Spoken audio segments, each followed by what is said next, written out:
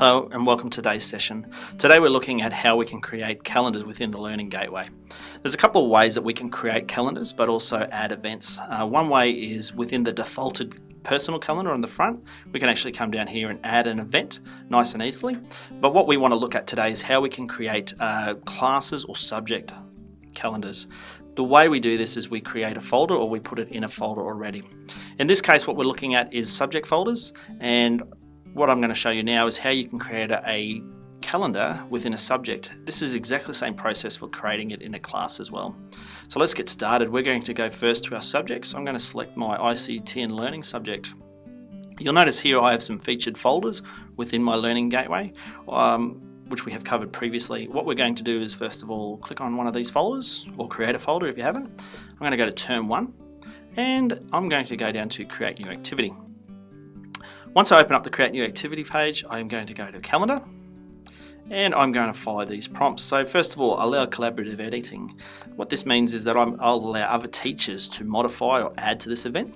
You'll notice I've got some times here, so it's available so that students and other teachers can see it from today until this time in 2014. I'm going to give it a title, so Term 1 Assessment. You can give it a short description if you like as well. I'm going to make this a featured activity. So what this means, it's going to put it on that front page and I'm going to publish it straight away. If you don't want people to see it or the students to see it straight away, take that tick off. Once we've done that, we're just going to go save. Now, that saves it, but you'll also notice now I've created my calendar, but I can now add an event. So there's two ways you can add an event. This is the first way within the editing of the calendar. The other option is when you open the calendar up and view it. So let's have a look at this way. So let's go add event. Again, let's follow the prompts. It's going into my Term 1 assessment calendar.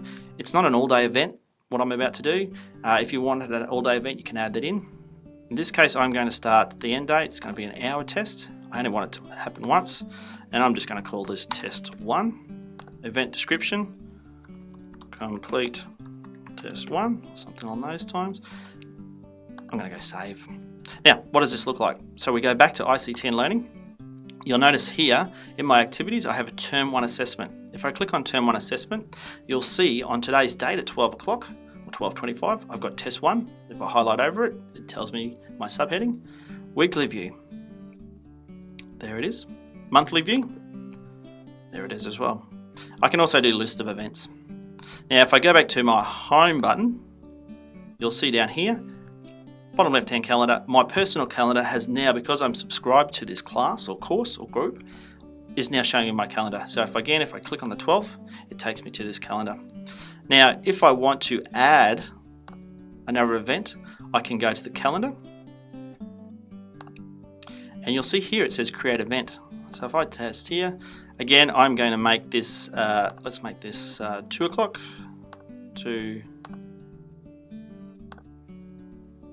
3 o'clock, I should make it. And let's call this Test 2. And let's do a quick description.